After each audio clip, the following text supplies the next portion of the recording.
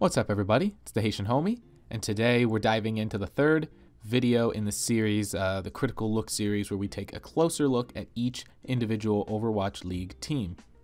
In the first two videos, we looked at the Atlantic Division, the first 5 teams alphabetically in the first video, the other 5 teams in the second video. But, of course, if you've been following the channel, you know that some people were saying that I didn't do enough research into these players individually. So I've kind of slowed down a little bit and tried to do more research for this third video. So with that in mind, I'm not going to be going in alphabetical order for the Pacific Division. I'm going in the order of the VODs that I've watched and what players I think I can more accurately take a look at. Of course, again, this isn't going to be perfect. Time constraints mean that I haven't had enough time to watch as many VODs as I would like. You know, naturally, I'd like to just watch VODs all day, every day, so that I can get a really good look at these players, but that's just not possible, unfortunately. Nonetheless, I do feel more prepared for this video than for the previous two. So today we're going to look at the Chengdu Hunters, the Dallas Fuel, the Los Angeles Valiant, the San Francisco Shock, and the Vancouver Titans. So let's start with the Chengdu Hunters. So right off the bat, there's a handful of things to notice that I think are good signs for this Chengdu team. Number 1, there are 10 players on the roster. They've got 4 tanks, 3 DPS, 3 support. Again, it's pretty well rounded, a lot more so than the teams that only have 8 players. I think a 10-player roster is a good, happy medium. There's not too many, not too few. For me, it's kind of the ideal number. Another positive note is that all the players on this team speak Mandarin. When we talk about language barriers here, there is none. That is a huge upside for Chengdu because they don't have to worry about translation of any sort.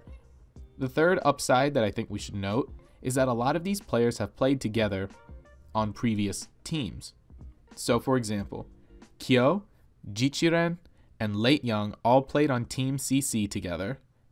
Jichiren, Late Young, and Yang Zhaolong all played on Miraculous Youngster.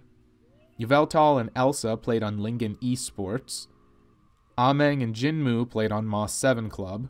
Late Young and Yveltal played on the Chinese World Cup team for 2018. And the Chengdu Hunters coach, RUI, coached that team. He also coached the Shanghai Dragons, and we all know how that went. But my point here is a lot of these players have played together. They have a lot of synergies. It reminds me a little bit of the Paris Eternal, where you've got a few players here, a few players there, coach here, and a lot of them already have some synergies built. So you're taking some puzzle pieces, you're linking them together, and it's not like you're starting from scratch because some of these guys already have relationships with each other. That's a good sign for me. So let's take a look at these players. First, Kyo, Jichiren, and Late Young all come from Team CC, where they came in the semifinals of Contenders China Season 1, quarterfinals in Season 2, and Jichiren, a main tank player, ended up staying with Team CC for Contender Season 3, where they came semifinals again. Late Young, a flex tank or an off-tank player, also has experience with that World Cup team, like I mentioned. They came 2nd place in the 2018 World Cup and finished 1st place in their qualifier in Bangkok. And after leaving Team CC, Kyo, a support player, has done some minor events on the side. To talk first about Jichiren, he's a really good Winston from what I was watching in the VODs. I mean, he was holding his own as Winston very well. I think this is a great pickup for the team. It's also their latest pickup. This one kind of came as a surprise in the past couple of weeks. I think it's awesome for the team. Looking at Late Young and Kyo, I didn't see anything in the footage that I watched that would make me think that they are detriments to the team. You know, I don't think they stood out to me as much as Jichiren did. But again, it's not like they were getting caught out in really bad positions. It's not like they were, you know, losing the match for their team by blowing their ultimates or anything like that. These seem to be solid pickups, both via their, you know, histories and also their, you know, current individual play. If we move over to the guys who played on Miraculous Youngster, of course, Jichiren and Late Young, who we've already talked about, come from Miraculous Youngster originally, alongside Yang Zhaolong, After the Season 1 Overwatch League rosters were announced and Miraculous Youngster wasn't part of that, Yang Xiaolong left Overwatch to go play PUBG. And so now being on the Chengdu Hunters is basically his first look back in action since that time. So if we look at Miraculous Youngster, of course, they existed before Contenders existed. They have a history of taking down some great teams. For example, I mentioned this in a previous video, they beat Runaway before, Asia was split into different Contenders regions. They beat Runaway 4-0. They were dominant. They were winning a lot of events, first place in a lot of different events, like I said, outside of Contenders. The question is for people like Yang Xiaolong, who is a hit scan player, by the way, can these Miraculous Youngster players get back in it? You talk about synergies, and I'm sure the synergy is still there. I'm sure they can get back together and click. I'm sure mechanically they're still gifted. To go from being an Overwatch player to being a PUBG player, you still have to be mechanically gifted, of course. What I worry about a little bit is Overwatch has changed a lot, right? We have completely different metas. We have several new characters. There may be a little bit more of a learning curve for these Miraculous Youngster players to get to the same level where, the guys who play every day are at. That's not to say that the Miraculous Youngster players are at a huge disadvantage because, of course, they're still professional gamers. They can still pick it up pretty quickly. It's what they do. But you run the risk of being considered washed up. Hopefully these guys don't look washed up on the stage. And I see no reason to believe that they would be, personally. I don't think they just magically lose their skill or anything like that. But there are people who are concerned about the Miraculous Youngster guys coming back. And hopefully they can kind of take care of those fears, put them to the side, and show up during the Overwatch League season. Moving on to the two from Lingen Esports, Yveltal and Elsa. They both played for Lingen Esports in Season 1 and 2 of Overwatch Contenders China, where they came in the quarterfinals. And then Yveltal, of course, played on the 2018 World Cup team. Yveltal is a support player, and Elsa is an off-tank. Again, nothing here leads me to believe that either of these players will be a detriment to Chengdu. If anything, you may look at Elsa and not be ultra impressed by this pickup, but ultimately, they have a lot of depth in the tank role, so I really don't see this as being a standout problem for them. We move over to the guys from Moss 7 Club, Ameng and Jinmu. Ameng is a main tank player. Jinmu is a projectile DPS who recently has gotten suckered into playing some Brig, as a lot of flex DPS have been. Looking at the Moss 7 team, as a team, they don't have the greatest pedigree. Season 2 trials for Chinese Contenders, they did come second place. And then in Season 2 of Chinese Contenders, they came quarterfinals. Nothing too overly impressive there. Admittedly, I did not have the opportunity to watch VODs on these two players specifically, but again, there's enough depth at main tank, especially because of the Jichiren pickup. I don't think Ameng is going to be seeing as much playing time, so if anything, this is a good backup, but not the starter. Again, this is if I had to guess. I obviously don't know who will be starting, but that's just my thought on it. Jinmu, as for projectile DPS, we don't see a ton of that right now, at least opposed to, of course, mostly goats. That may change, but again, I don't think this is a detriment to the team. Then you take a look at Gary, a support player for Lucky Future Zenith and Lucky Future, and two different teams that both played in the Chinese Contenders scene. Season 1 of Chinese Contenders, he played for Lucky Future Zenith that won the entire thing. Then he got moved over to Lucky Future. Now, the distinction here, Lucky Future ended up not doing so hot in Season 2. I think part of that was because Lucky Future Zenith was an all-Korean team. Lucky Future was a Korean-Chinese mix. You look at the Shanghai Dragons that tried that out, it didn't work so well. And so while the Chinese-Korean mixed team of Lucky Future did not do well in Contender Season 2 for China, the all-Korean Lucky Future Zenith went on to repeat their victory and win it all again.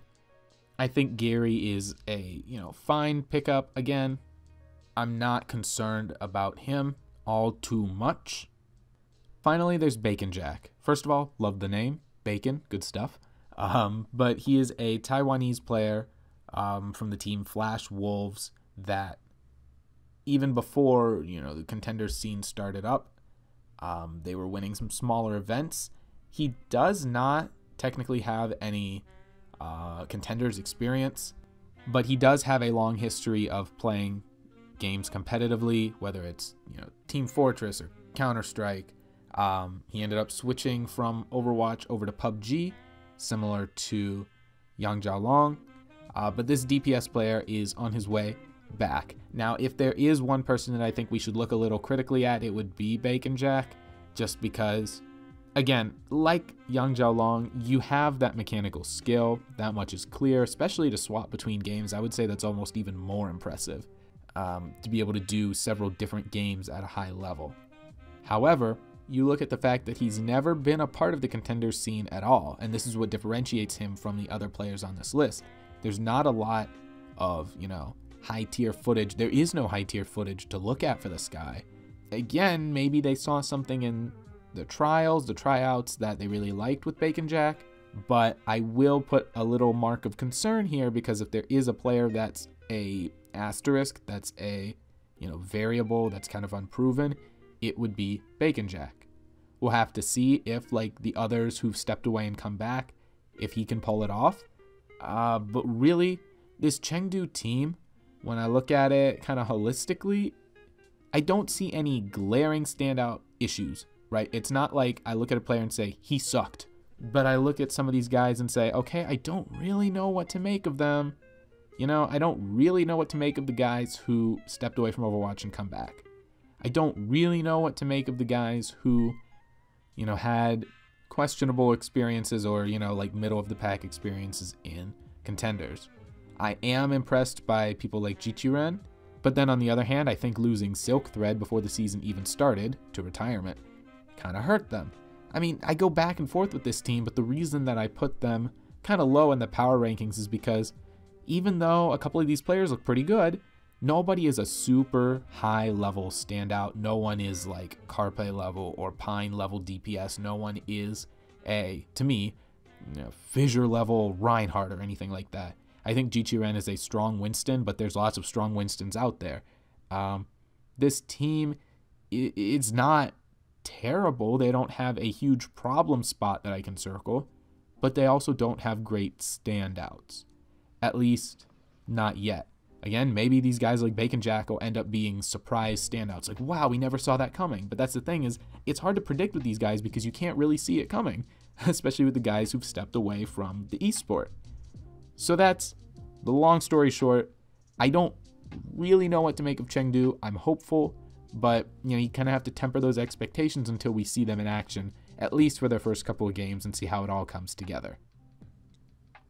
Alright, so up next, we're moving over to the Dallas Fuel. This one should be pretty quick because not a lot has changed, and I think that the changes that they have had are pretty straightforward and overall good. I think these are good changes that they've made. In the offseason, they released support player Chip Sayan, and they moved Coco, a tank player, over to an assistant coaching role. I think these were both weak spots on their Season 1 roster. I don't think Coco ever really found a place on that team as a starter. And Chip Sayan, I don't think was a very strong support player compared to some of the others in the league. So I think both of those are good drops. Of course, Seagull also retired. He was playing, whether it was DPS, whether he was playing Diva, he moved around a lot and was a very versatile player for them, but he's moved over to streaming. They've also got Jane and Tikati coming in as new assistant coaches. What more do I have to say, especially about Jane? Great guy. I think that's good for their organization. Whether, coaching aside, popularity aside, you look at the personality that he is, and he seems to me so easy to get along with, good for the atmosphere there. You look at the personality that they had last year was XQC. You want to talk about a vibrant personality, XQC was one, but that can't have been good for the team. So on that note, I think that the team will have a little less drama, maybe some fewer suspensions going forward. I think that's going to be a very, very good thing for them. Overall, the core of the team is still the same. They've still got a lot of players: Taimu, Effect, Mickey, Harry Hook, AKM, OGE, Unco, you know, a solid team. OGE is probably one of the strongest main tanks out there right now. They have lots of good DPS players. The only issue I could see is that they're basically known for their hit scan characters. Their McCree's, their Ashes, their, you know, Widowmaker. They don't really have a dedicated projectile player. And of course, you talk about AKM moving over to Genji. Remember the AKM blade. How could we all forget the AKM blade? That cart for Runaway wasn't stopping for anybody either. Yeah, it really didn't want to, but that's going to be a break for us and for me, thankfully. We're going to be back in about, I don't know, one and a half AKM blades, so we'll see you guys then. So, like, this is kind of what they're dealing with. It's like, okay, if you have to go to, you know, projectile players, are you going to be seeing AKM blades every day? Hopefully that's not the case. But if I had to circle one potential downside for this team, it would be, who do they have to play projectile? But, you know, maybe we'll just see a double sniper meta and these guys will flourish. You know, you never know. We'll just have to see how they play their cards going forward. But let's take a look at the pickups. First of all, they have 10 players. They've got 3 supports, 4 DPS, 3 tanks. Again, pretty well-rounded. I like it. So who do they have coming in? Closer, a previous support player for the champion London Spitfire, is coming in basically to replace Chip Sayan. I think this is an improvement. I didn't think Chips was all that remarkable in Season 1. This is an improvement for them. Done deal. Like, that's just close. There's not a whole lot to talk about there. Closer is a step up for them over Chips. RCK is coming in as a flex tank. RCK played for Team Giganti that came 2nd place in European Contenders Season 1, semifinals in Contenders Season 2. I was watching their VOD of their finals match for Season 1, and RCK is a solid diva. You know, he was eating ultimates, he was chasing down, you know, dive targets. I never looked at him and saw that he was the reason that they were losing big team fights. He wasn't often mispositioned. Solid player. I think RCK is a good fill-in for someone like Seagull, who was playing a lot of diva near the end of the season. And then finally, they've picked up Zachary. He's got a fantastic pedigree. I mean, Season 1 and 2 of Overwatch Contenders NA, champions with the Fusion University, played on the 2018 World Cup team that won their qualifier, of course lost in basically the first round of the big show to Team UK. Really, the story here is there's not much to talk about, there's not much to complain about. Zachary is a fine pickup. Again, he's not a detriment to the team. The only thing I can see that would really be a point of note for this team to improve on is, do they need a dedicated projectile player? You know, people are saying pick up water from the Korean scene, pick up water. Maybe they'll do that, who knows? Maybe they're not done with their roster yet. They still do have 2 open spots, so that could be a good pickup for them. I'm going to assume they have a plan, of course. That's kind of what you have to do with professional teams that have proven themselves to an extent, is like you have to assume they have a plan. Near the second half of the season, they started looking up. They started looking better. I hope they have a plan. I think they have a plan. And that's why I put them in the top half of my power rankings, because the problems they had last year are largely improved on. They haven't gotten worse, I don't think, in any instance. They're going to have less drama. They've got a good, fleshed out roster. They've got some new coaches. I mean, things are looking up for them. Looking forward to seeing them hopefully do well in Season 2. Third, we move over to the Los Angeles Valiant, where there's even less to talk about than with the Dallas Fuel. In the offseason, they let go of Fincy, Numlocked, Verbo, and their assistant coach, Grim Reality. Again, these players didn't really see playing time all that much. They weren't the starters. It's not a big deal for them to be dropped, I don't think. Their sole pickup is Kuki, a main tank from the Soul Dynasty. I think this is a good pickup. Again, when you look at the Soul Dynasty, I've said it before, I'll say it again. I think their biggest problem was the way the team was mismanaged, and they kept swapping their starters around. So to say that Kuki was a detriment to them would be unfair. I'm hopeful that he can help Fate with the main tank position on the Valiant. You look at their off tank, they have Space. I think he's one of the best off tanks in the league. Top 10 for sure. Especially he was really coming into his own the second half of the season, and I think that's not too much of a problem. Main tank, if Fate and Kuki have to fight it out for the starting spot, I think the team will be stronger in the end. That's good. After Kuki joined the team in September, the Valiant announced that Soon, Damon, and Gunba were leaving the team. Of course, Soon and Damon went over to the Paris Eternal, and Gunba went over to the Boston Uprising. I think the loss of Soon was probably the biggest loss for this team in the offseason. Soon is an electric player. He really is. But I'm not too concerned about the Valiant's ability to fill that hole. I mean, they still have Agilities, Bunny, Kariv, and KSF. I think that's a fine set of DPS players. Of course, it's not the best in the league, but it's far from the worst in the league. What you were seeing with Soon a lot was his playtime was overlapping with Bunny's. They play very similar hero pools, so it was like, you know, when they picked up Bunny partway through last season, people were scratching their heads like, well, you already have Soon, why do you have Bunny as well? And, well, now the problem is solved. I think Bunny was a good player, still is a good player, and now that he doesn't have to compete with Soon for who's going to start, again, I think this is better for the team. Not better in a mechanical sense. I still think Soon is probably the better player than Bunny, but Bunny is not a bad player by any means. You know, because when he played, when he was in instead of Soon, I never thought he was a detriment to the team. I still thought he was good, played well. I'm not worried about him being able to pick up the slack that Soon leaves behind. The final question I have for this team is, what do you really do about your support line? Of course, you have Kusta, starter, but then you have Izayaki, who's listed as a support player on the Overwatch League website, while you have Kariv listed as a DPS player. And of course, Kariv is a kind of DPS support flex. He goes back and forth. So I don't know if the listings on the Overwatch League website are just kind of arbitrary or what the deal is. If Kariv switches back and forth between healing, that could be helpful. I don't know as much about Izayaki though, so it's like, if you have Izayaki starting, is he good enough to do the trick while Kariv focuses solely on playing DPS? That remains to be seen. It's not, again, it's not a downside, it's merely a question mark. It's tough to really say for sure whether they have a support problem or not. If worse comes to worse and Izayaki isn't doing the trick, I think Kariv could go back to support and do just fine. But if their plan going forward is for that not to be the case, for Kariv to focus solely on DPS, then hopefully they're making the right decision and Izayaki can get the job done. Overall, no reason to believe that the Valiant will do poorly this season. I think they're still a top 10 team, fighting for a playoff spot for sure.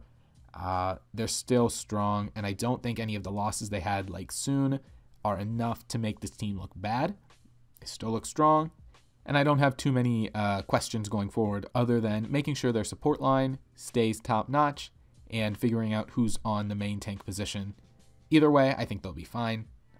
Looking forward to seeing them play in Season 2. Fourth, we're taking a look at the San Francisco Shock, the place where seemingly every DPS player in the league has gone. So let's take a look first at not who's shown up, but who has left. They've had 4 drops in the offseason: IDD, QD, Nomi, Dak, and Dante. Dante moved over to the Houston Outlaws in a trade.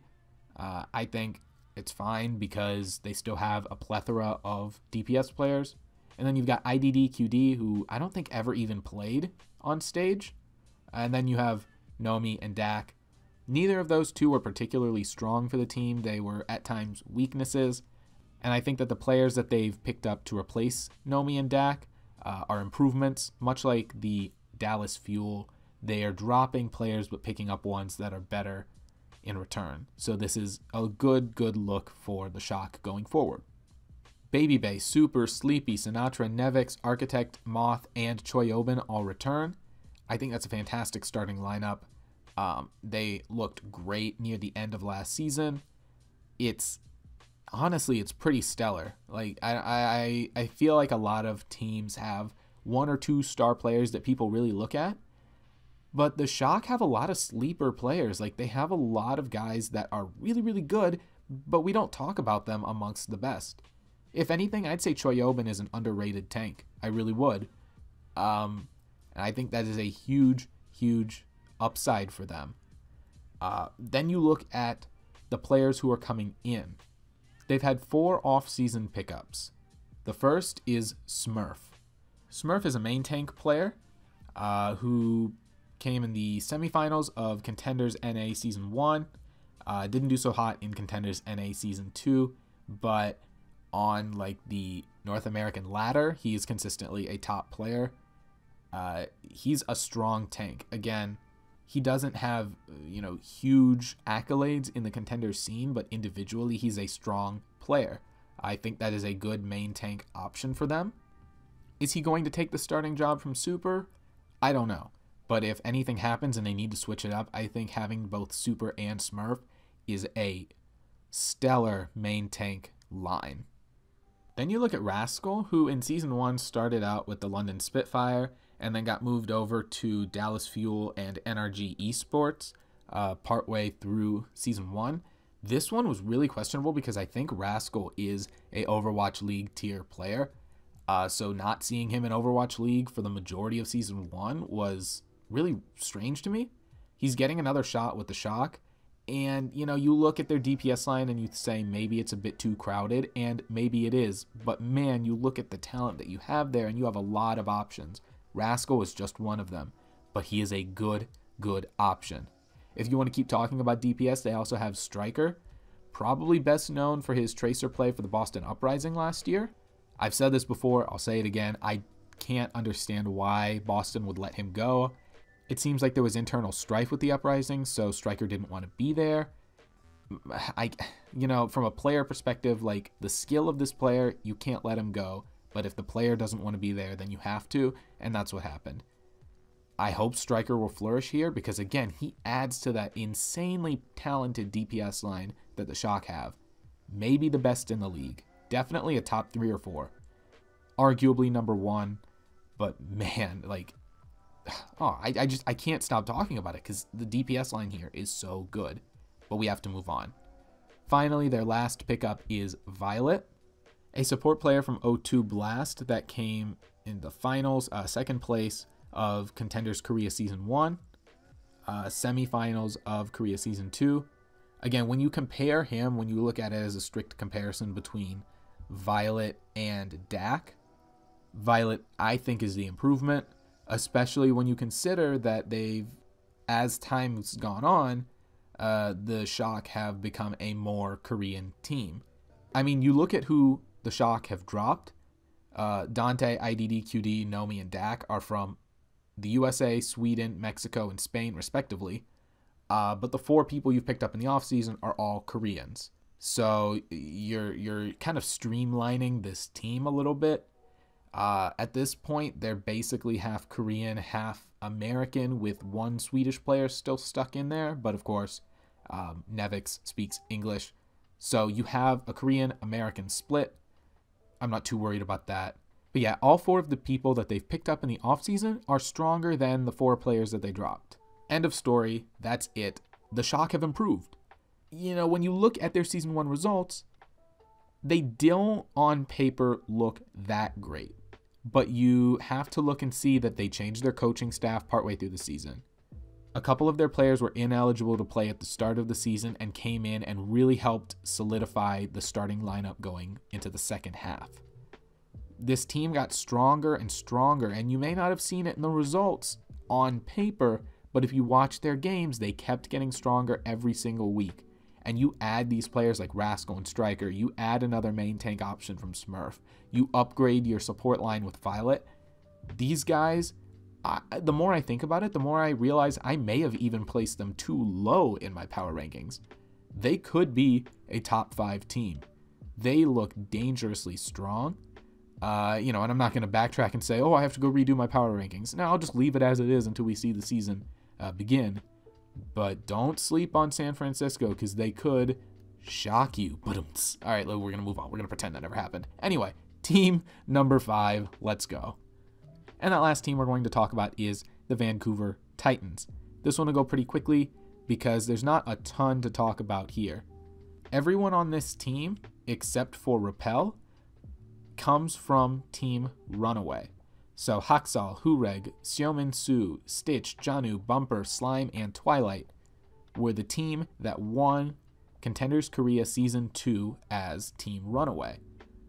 Of those players I just listed, a lot of them also played together in Season 1 and even before with Team Runaway when they played in Apex. Season 1 of Korean Contenders, they came in the semifinals.